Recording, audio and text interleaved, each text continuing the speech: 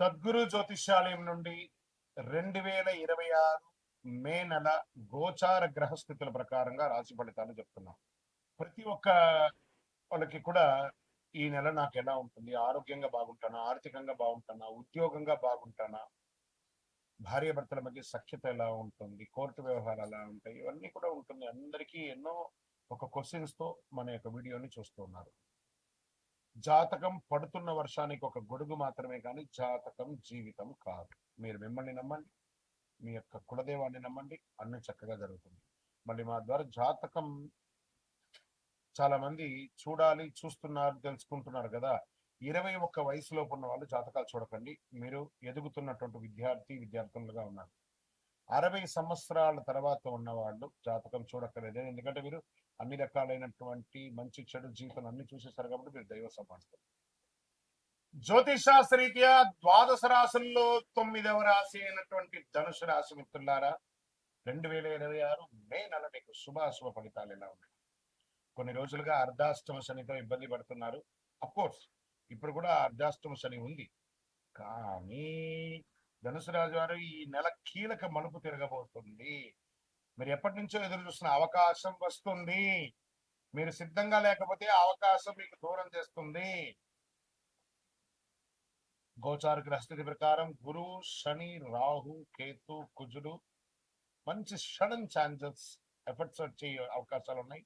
ఈ నెల మీరు సహనం, పేషెన్స్ మీకు చాలా అవసరం. ఉద్యోగస్తులకి ప్రెషర్ పెరుగుతుంది. ఐటీ వాళ్ళకి రోల్ చేంజ్ అవుతుంది.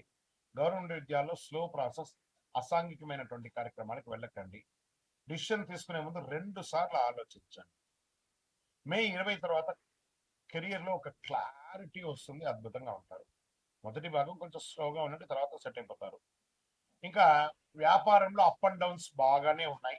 అన్ఎక్స్పెక్టెడ్ ఎక్స్పెండిచర్స్ వచ్చే అవకాశాలు ఉన్నాయి, కానీ కొత్త ఇన్కమ్ సోర్స్ కూడా బాగా వస్తున్నాయి.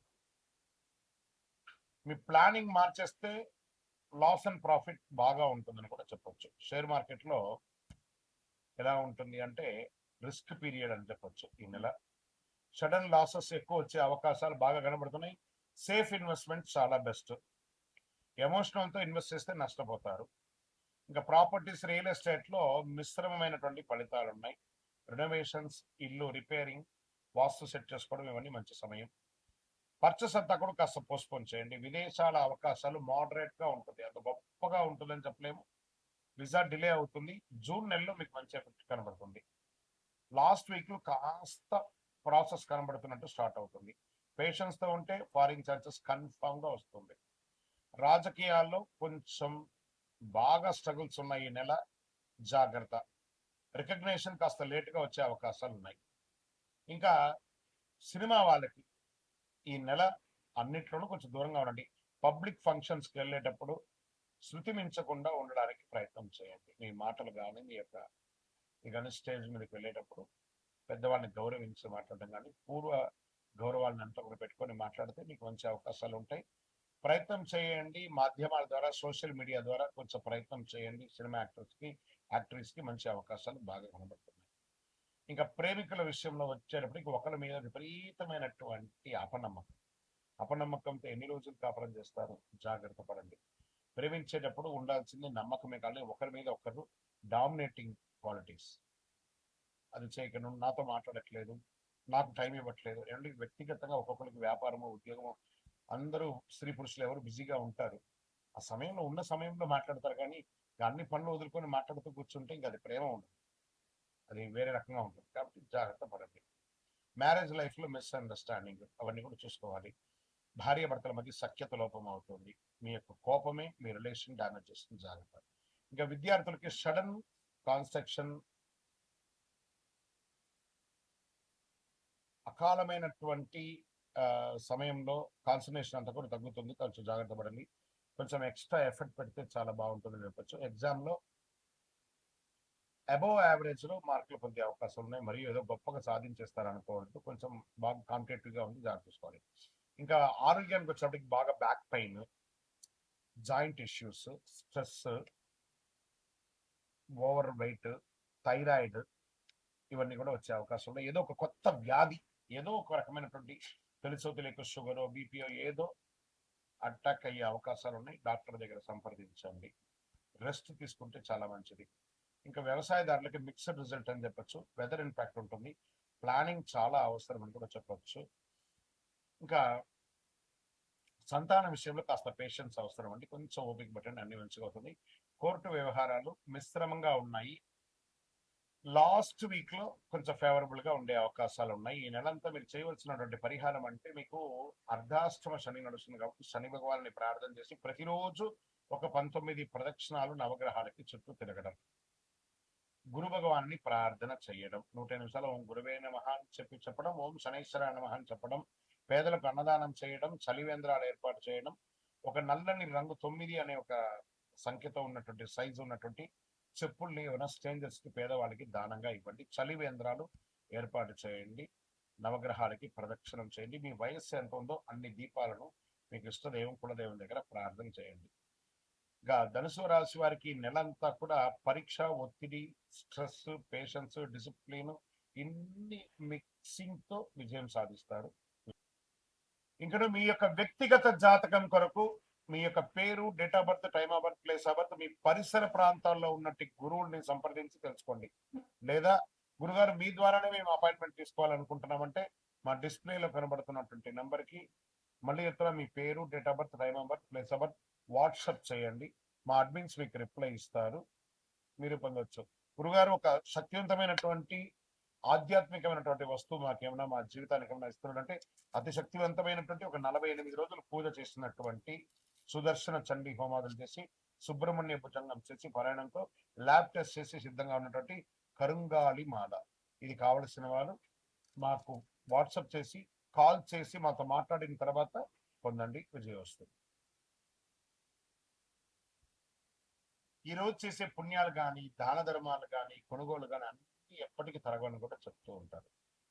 అక్షయ తృతీయ అంటే ఏంటి అసలు? అక్షయం అంటే ఎప్పటికీ తగ్గని, నశించని అని అర్థం. తృతీయ అంటే వైశాఖ మాసంలో శుక్లపక్షంలో 3వ రోజు అని కూడా చెప్పచ్చు. ఎన్నో ముహూర్తాలు జరుగుతూ ఉంటాయి. శ్రీ మహావిష్ణువు పరశురాముల వారి యొక్క అవతారం, దశావతారంలో పొందినటువంటి రోజు కూడా అక్షయ తృతీయ. మహాభారత రచన ప్రారంభమైంది మహాభారతం ఈ యొక్క అక్షయ తృతీయ రోజే. భగీరథుడు గంగమ్మను భూమికి తీసుకొచ్చినటువంటి రోజు కూడా ఈ యొక్క అక్షయ తృతీయ. దీన్ని సర్వసిద్ధి దినము అని అంటారు. ఈరోజు ఏ పని ఎక్కువ చేస్తే చాలా మంచి ఫలితాలు వస్తుంటే, పరోపకారార్థే ఇదం శరీరం. ఇతరులకు సహాయం చేస్తే అది 1000 రెట్లుగా తిరిగి వస్తుంది. ఈ రోజు కల్లుప్పు ఉంటుంది చూసారా, కల్లుప్పు, దొడ్డుప్పు, దాన్ని కొంటే ఐశ్వర్యం పెరుగుతుంది అంటారు. రాక్ సాల్ట్ అది కొనండి. ఇంకా కొంతమంది బంగారం కొంటూ ఉంటారు, అది వారి వారి యొక్క ఇష్టం. కానీ ఎక్కడ కూడా చరిత్రలో బంగారమే కొనాలి రూల్ ఎక్కడ చెప్పలేదు. లక్ష్మీదేవి అనుగ్రహం వస్తుంది. బంగారం కొనడం గైనే కదా, ప్రాపర్టీ పెరుగుతుంది.